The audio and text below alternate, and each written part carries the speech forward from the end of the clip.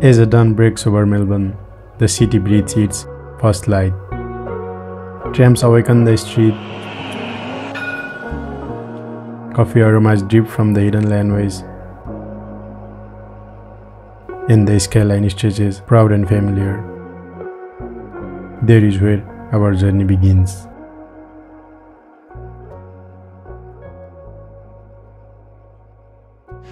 Good afternoon. आज चाहिँ हाम्रो मेलबर्नको डे 2 है, मेलबर्नको डे 2 अनि टक्क अब चाहिँ हामी टक्क खानासाना खाएर रेडी भएर हैन अब टक्क अहिले चाहिँ हामी छन चाहिँ के रे मोर स्ट्रिट फुड त्यस्तै है समथिङ कहाँ छ रे यो हामी टक्क फुच्क्रे भन्ने ठाउँमा हो भिक्टोरियाको हैन त्यही अहिले कन्टिन्यू गर्छु हैन अनि अहिले चाहिँ हामी टक्क पब्लिक ट्रान्सपोर्ट एक्सप्लोर गर्न लाग्छौँ त्योभन्दा अगाडि चाहिँ हामी टक्क क्विक राइड गरेर आउँछौँ हैन सुजुकी GX कति हो यो 125 हावा 125 सही हो बाइक हेर्नुहोस् बाइक हामी त फेरि बाइकका शौकिन कस्तो क्लियर छ क्या वेदर कसम काठमाडौँ त यस्तो कहिले गर्छ म रोमिङ अराउन्ड द सिटिज के अरे स्ट्रिट अफ के अरे फुट्सक्रे है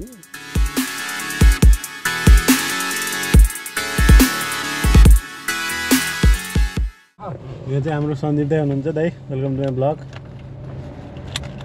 के भन्ने हो ब्लग अगाडि देखाउ न हाम्रो यहाँको rider OP driver OP driver पनि हैन क्या ड्राइभर खले हो क्या हुन्छ अहिले कहाँ जाँदैछौँ हामी भन्नु त रमाइलो छ हामी विलियम्स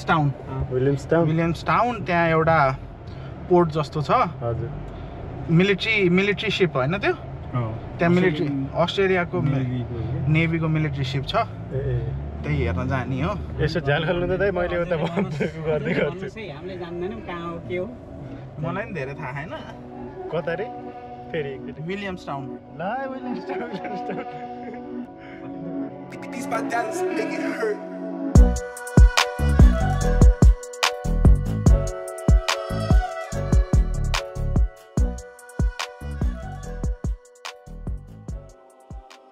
विलियम्सटाउन 1838 मा जन्मिएको यो सहर तत्कालीन बेलायती राजा विलियम्स चौथोको सम्मानमा विलियम्सटाउन राखिएको थियो जुन मेलबर्नको इतिहासको पहिलो पृष्ठ हो मेलबर्नको दक्षिण पश्चिम किनारमा यारा रिभरको मुखमा अवस्थित भिक्टोरिया राज्यको सबैभन्दा पुरानो र ऐतिहासिक दृश्यले महत्त्वपूर्ण उपनगरहरूमध्ये एक हो यसको इतिहास समुद्रिक व्यापार सैनिक गतिविधि र औद्योगिक विकाससँग गहिरो रूपमा गाँसिएको छ पहिलो विश्वयुद्धको समयमा यो किल्ला सैनिक परीक्षण स्थलको रूपमा पनि प्रयोगमा ल्याइएको थियो आज विलियम्सटाउन एक सांस्कृतिक र पर्यटकीय गन्तव्यको रूपमा फस्टाउँदै गएको छ यहाँको हावा शान्त छ र प्रत्येक गल्ली विगतका पाइलाहरू बोकेर हिँडिरहेका छन् जहाँ समय रोकिएको महसुस हुन्छ र रुखहरूले कथा सुनाउँछन् हाम्रा अगाडि बितेका युगहरू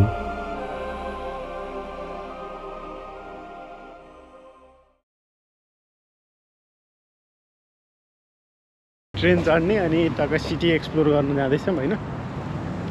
हामी अहिले चाहिँ अहिले 3 जना छौँ है बा हुनुहुन्छ दाइ हुनुहुन्छ अर्को दाइ चाहिँ अब जब जाने भएर घरतिरै हुनुहुन्छ होइन है त्यही हेर्नुहोस् सही छ वेदरको यताउता हुन्छ नि सबैको मामलामा चाहिँ मलाई त यति दामी लाग्यो ट्रेनको कार्ड चाहिँ यस्तो हुन्छ नि है यिनीहरू रिचार्ज गर्ने अनि यही देखाएपछि हुने हो ट्याप गर्नु यही स्क्यान गरेपछि हुन्छ अरे है के हेर्नुहोस् यहाँ हामी नेपालबाट आएका मान्छेलाई त कसम त्यो यस्तो हुन्छ नि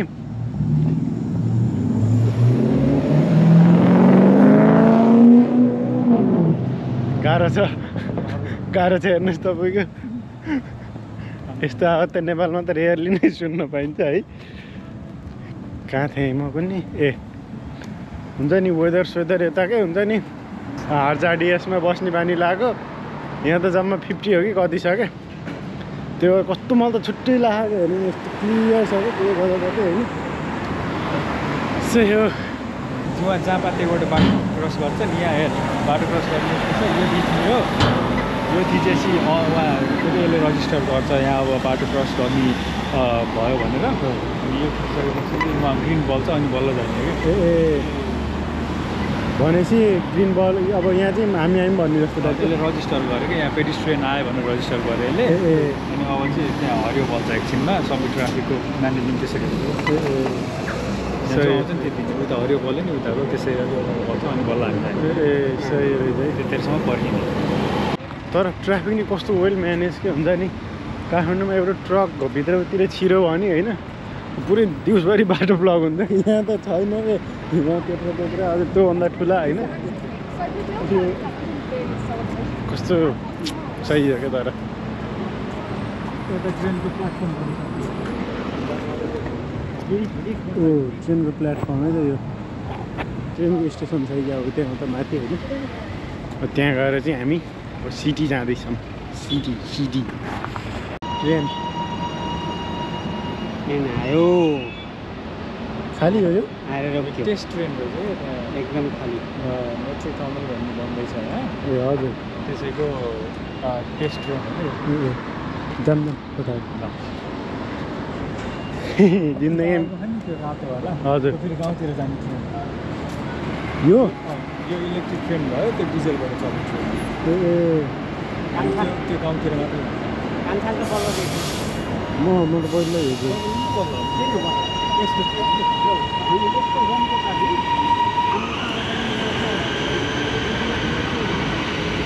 सही सुट कुद्दो रहेछ त सही पब्लिक बस हो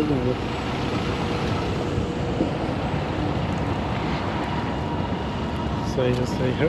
वर्षपछि ट्रेन चल्दैछु कि एक वर्षपछि हो र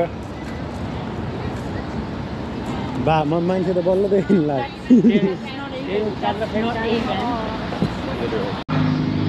यसमा पैसा छैन होइन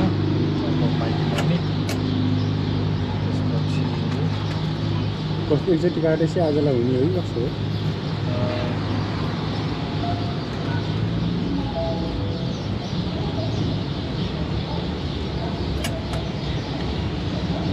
रिचार्ज गर्नु होइन अनि त्यसपछि उता यस्तो गरेपछि $10 रिचार्ज भयो त्यो हाम्रो त के हो कि एमजी स्टेसनमा आइपुग्यो है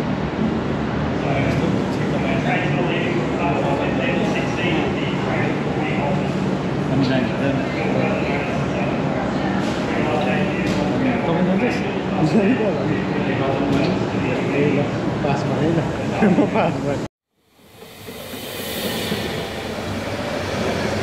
फर्स्ट टाइम एक्सपिरियन्सिङ ट्रेन है त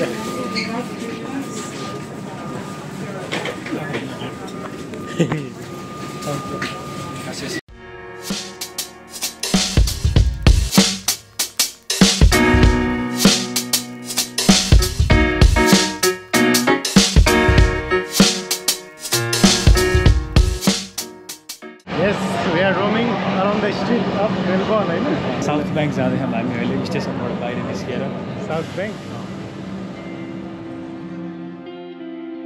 साउथ ब्याङ्क मेलबोर्न सिटीको मुटुमा रहेको एक उज्यालो र जीवन्त किनार जहाँ आधुनिकता भव्यता र सांस्कृतिक आत्मा एक आपसमा मिसिन्छन्।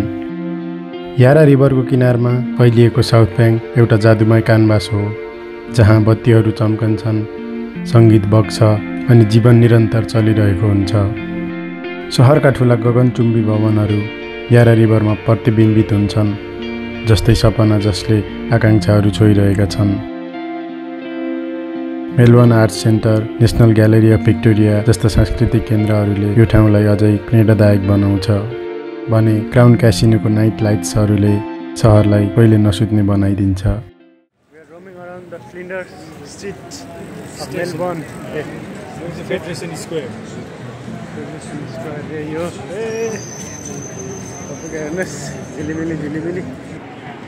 यस्तो छ, सबजना बसेर टिभी हेरिरहेछन् होइन।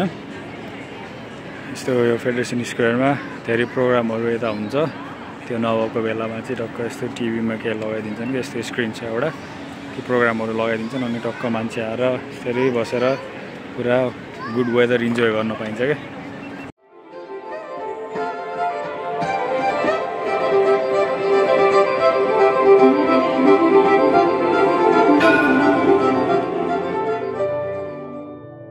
दिनभर सूर्यसँगै चम्किरहेको सहर साँझ पर्न लाग्दा शान्त हुँदै गइरहेको थियो। यो हो फ्लिन्डर स्ट्रिट, मेलबर्नको मुटु जस्तै धड्किरहेको एक सडक। पुराना इट्टाहरू, घण्टाघरको घन्टी अनि सयौं पाइला हरेक दिन यहाँ नयाँ कथा जन्मिन्छ। दिनौँ हजारौं मानिसहरू यहाँबाट गुज्रिन्छन्। साँझ ढल्किसकेको भए पनि फ्लिन्डर स्ट्रिट चहलपहल नै थियो। कोही कामबाट फर्किँदै, कोही काममा जाँदै र कोही नयाँ यात्रा सुरु गर्दै र कोही हामी जो यहाँको सौन्दर्यमा मग्न भइरहेका थिए। सायद कसैले लामो काम सकेर आफ्नो परिवारसँग कफीको चुस्की लगाउँदै सँगै हाँस्न चाहेका होलान् भने कोही आफ्नो परिवारकै लागि यहाँसम्म आएर मेहनत गरिरहेका होलान्। म त केवल एक यात्री हुँ, अझ यहाँ छु, भोलि कता हुन्छु, तर ती थकित आँखाहरूको गन्तव्य बुझ्छु। घर जहाँ माया छ, शान्ति छ र थाकेको शरीरलाई मिठो निन्द्रा छ।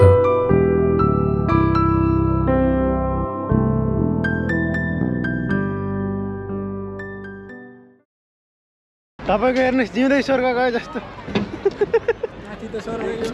कस्तो कस्तो जेलसी लेभल कस्तो? ओहो हामी त यो दसैँमा जाने हो पक्का। ओके डिसेम्बर कहिले आउला भन्ने भयो। बुवालाई कस्तो लाग्यो? चिया मिठो थियो त्यहाँको? हजुर मिठो थियो एकदम। चिया सुजी दिएन। चकलेट पनि राम्रो थियो।